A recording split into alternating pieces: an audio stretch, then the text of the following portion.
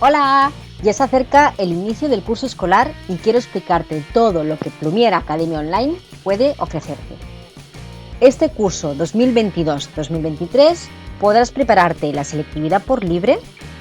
podrás prepararte las pruebas de acceso a la universidad para mayores de 25 años y mayores de 45 años, podrás realizar clases de refuerzo escolar para la ESO y bachillerato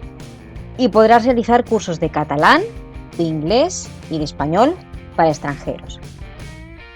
Todos los cursos van a empezar el próximo 15 de septiembre y se van a alargar hasta las pruebas oficiales o hasta junio de 2023 en el caso de refuerzo escolar.